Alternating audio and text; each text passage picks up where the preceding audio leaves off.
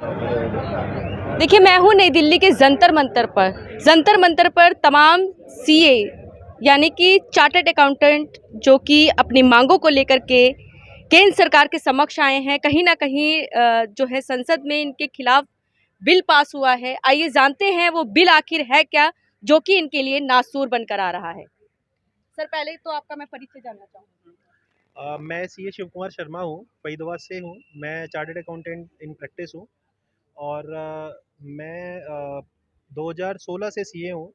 But जब मैं इस प्रोफेशन में आया था तो आज गवर्नमेंट भी, जो हमारे पुराने प्रेसिडेंट थे एपीजे अब्दुल कलाम, उन्होंने बोला था कि सीए जो हैं वो partner to the nation building है। और आप सबको पता होगा, जब हमारी गवर्नमेंट भी बनी थी, अभी रिसेंट जो गवर्नमेंट है, उन्होंने जो स्वच्छ अभियान चलाया था, तो जो उन्होंने कुछ नॉमिनीज करे थे, जो उन्होंने ब्रांड एम्बेसडर बनाए थे स्वच्छ भारत अभियान के, तो उसमें से आईसीआई एक था। When we are a partner to the nation building, तो वो बिल के बारे में मैं आपको कुछ बताना चाहता हूँ। क्या है वो बिल?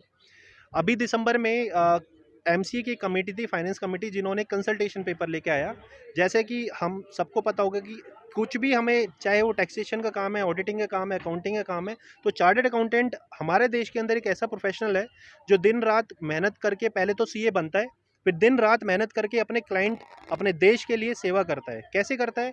जितना आज टैक्स कलेक्शन होता है उसमें कहीं ना कहीं किसी ना किसी सीए की भागीदारी ज़रूर होती है। आपका आईटीआर भी शायद एक सीए ही फाइल करते होंगे। तो गवर्नमेंट के पास जो भी डेटा जाता है वो सीए के थ्रू जाता है।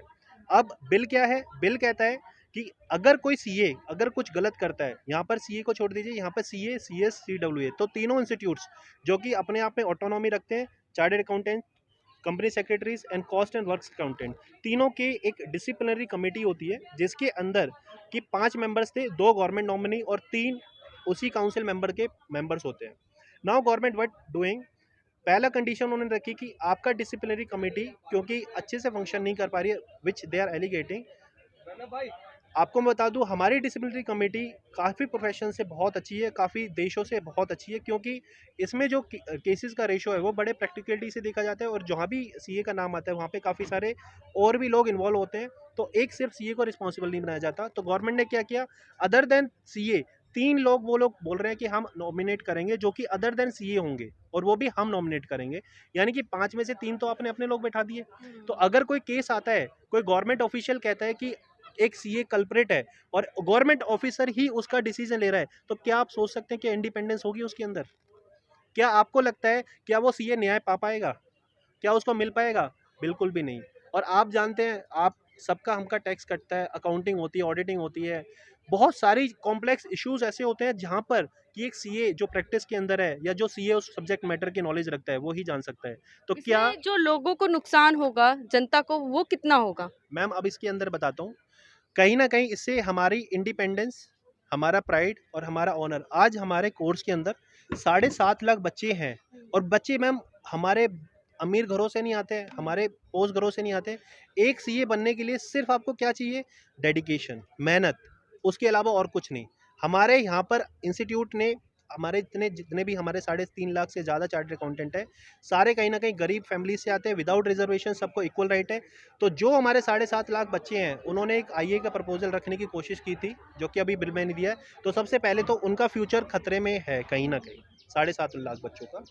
दूसरा, हमारे आज इंडिपेंडेंस, अगर मेरे को आपका केस इनकम टैक्स में रिप्रेजेंट करना है और आप सही हैं, आपका केस जीएसटी में रिप्रेजेंट करना है और आप सही हैं, और मेरे पास डीसी होता है कि 3 मेरे गवर्नमेंट ऑफिसर मेरे को, मेरे 2 मेंबर्स को आउटवोट कर देंगे, क्या मैं आपके खिलाफ अच्छे से लड़ पाऊंगा? क्या मैं आपको बचा पाऊंगा गवर्नमेंट ऑफिशियल्स के? अगर कोई वो ऑपरेशन आपका करते हैं, आपको दबाने की कोशिश करते हैं, क्या अगर आपके इनकम टैक्स में डिमांड निकाल दी, वो मेरे को सीधा बोलेगा कि अगर आपने डिफेंड किया, I will file a disciplinary case against you, and what will happen then? मैं इंडिपेंडेंटली आपको रिप्रेजेंट नहीं कर पाऊंगा। तो जितने भी इंडिया के अंदर हमारे ऐसे इस तरह के केसेस होंगे, वो कहीं ना कहीं प्रॉब्लम में आ सकते हैं। तो कहीं न कहीं आपको ये लग रहा है जितने भी जो उद्योगपति जो बैठे हैं, जो कि सरकार को कहीं न कहीं फाइनेंशियली जो सपोर्ट कर रहे हैं, उनको बढ़ाने की साजिश की जा रही है एक तरीके से? मैम इसमें बताता हूँ, ईज ऑफ डूइंग के नाम पर गवर्नमेंट ने जीएसटी ऑडिट हटाया।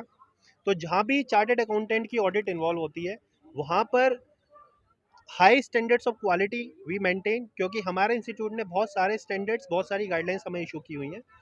जीएसटी ऑडिट में आज क्लाइंट अपनी सेल्फ सर्टिफिकेशन करके भर देता है कि हमने सब कुछ जीएसटी में ठीक किया हुआ है। क्या आपको ठीक लगता है कि हर एक बिजनेसमैन क्या अपने सेल्फ सर्टिफिकेशन कह देगा मैंने कोई टैक्स में कुछ घपला नहीं किया, कुछ नहीं किया? We chartered accountant help the government to get the money back. आज गवर्नमेंट का मार्च के अंदर आज गवर्नमेंट का 1.42 लाख करोड़ का जीएसटी कलेक्शन हो रहा है। That's because of the chartered accountants. अब आप सरकार से, भारत सरकार से क्या चाहते हैं? क्या आपकी डिमांड्स हैं? हमारी सिर्फ कुछ महत्वपूर्ण मांगे हैं जो हमने हमारे सारे लोग इकट्ठे हुए हैं, जिनमें सबसे पहला तो ये है कि जो भी चेयरपर्सन आप डीसी का करें वो एक चार्टेड अकाउंटेंट हो, प्रैक्टिसिंग चार्टेड अकाउंटेंट हो, जिसको कि उसकी नॉलेज हो जो हमारा सब्जेक्ट मैटर है। दूसरा ये है कि हमारी गवर्नमेंट आज IIA Indian institute of accounting लाने की सोच रही है, उसको बिल्कुल भी ना लाया जाए, विच इज़ वेरी रॉन्ग। देखिए, मोदी जी का नारा है बेटी बचाओ बेटी पढ़ाओ, बेटियों को सशक्त करो, यानी कि सशक्तिकरण की ओर ले जाओ। लेकिन यहाँ पर तो बेटियों के साथ ही अन्याय हो रहा है कहीं ना कहीं। यहाँ पर तो बेटियों के साथ ही कहीं ना कहीं अन्याय हो रहा है। जो बिल आया है उसके खिलाफ मैडम भी कहीं ना कहीं बोलना चाहेंगी। भारत की बेटी हैं मैडम, आप क्या गुहार लगाना चाहेंगी, क्या अपील करेंगी सरकार से? मैम, मेरा नाम सीए कनिका है and I really feel pride when I से मेरा नाम सीए कनिका है। और आज सरकार मुझसे मेरा वो प्राउड, मेरी legacy, our institute was incorporated in July 1949 and for more than 70 years our institute is carrying a legacy. अगर आपके घर में भी या कोई कहता है कि मैं सीए हूँ तो सब लोग उसे ऐसे देखते हैं कि जी बहुत इंटेलिजेंट है, बहुत नॉलेज है। And CA is a profession that has a contribution in nation building.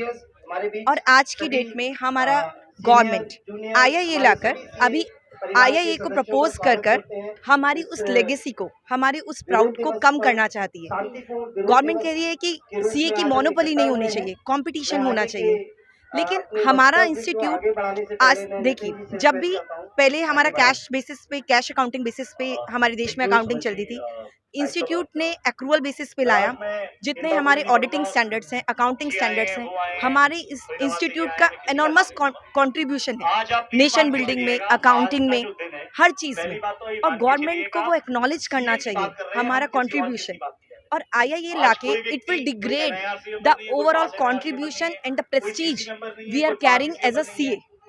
हमारा एक लौता इंस्टीट्यूट ऐसा है जिसमें आई थिंक 1 लाख रुपए भी खर्च नहीं होता और बच्चा सीए बन जाता है। और आज तक 70 सालों से ऊपर में एक भी बार हमारे पेपर्स लीक नहीं हुए हैं। एग्जामिनेशन सिस्टम हमारा बिल्कुल बहुत सॉलिड है। आज तक कोई भी एग्जामिनेशन पेपर लीक नहीं हुए हैं हमारे एग्जामिनेशन सिस्टम ऐसा है कि 2 से 3% बच्चे पास होते हैं, तो यू कैन इंश्योर कि क्रीम ही पास हो रही है और कोई रिजर्वेशन नहीं है। तो मेरी गवर्नमेंट से, गवर्नमेंट ऑफिशियल से यही एक रिक्वेस्ट है कि हमारे साथ जो हमने सीए कमाया है, एक्चुअली गवर्नमेंट शायद ईज ऑफ डूइंग बिजनेस के नाम पे ऑडिट्स कम कर रही है, लेकिन वी हैव टू अंडरस्टैंड कि ये जो पैसा है, जितना भी पब्लिक मनी है, वो हम आम जनता की है और हम सब पे ही, सबकी जिम्मेदारी है उसको ऑडिट, उसको देखना कि वो गलत हाथों में तो नहीं जा रही है। लेकिन अगर आप उसका ऑडिट ही नहीं कराओगे तो आप कैसे इंश्योर करोगे कि वो ठीक यूज हो रही है? फिर तो वो कुछ उद्योगपतियों के लिए ही रह जाएगी, तो वो आम जनता के लिए भी कैसे फायदा है उसका? नहीं हो पाएगा। तमाम जनता आपको देख और सुन रही है, क्या जनता से भी क्या कहना चाहेंगे? मैं आम जनता से यही कहना चाहूंगी कि जितना भी पब्लिक फंड्स है, चाहे वो बैंक्स में हो, चाहे गवर्नमेंट में हो, जैसे हम सीएजी के थ्रू भी एम्पैनल्ड होते हैं, तो ऑडिट सीए एक बहुत बहुमूल्य हिस्सा है हमारी सोसाइटी का, हमारे फाइनेंशियल सिस्टम का, इकोनॉमी का। और उसके बिना गवर्नमेंट नहीं सस्टेन कर पाएगी, उसके बिना हमारी इकोनॉमी फाउंडेशन नहीं सस्टेन कर पाएगी।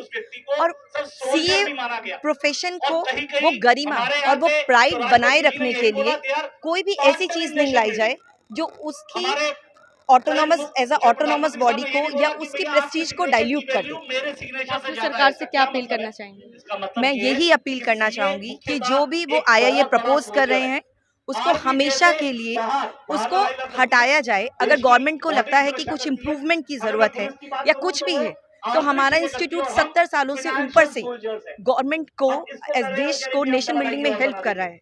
and we are always ready to accept and to improve ourselves. अगर ये आपकी ये मांग पूरी नहीं होती तो आप लोग कुछ और भी करेंगे, धरने और भी आंदोलन वगैरह कुछ ऐसा कुछ सोच रखा है आपने? अभी हमने ऐसा कुछ नहीं सोचा। हमारे सरकार में और हमारा गवर्नमेंट ऑफिशियल्स में पूरा विश्वास है एंड हमें पूरा विश्वास है कि हमारे हक में और देश के हित में ही फैसला होगा।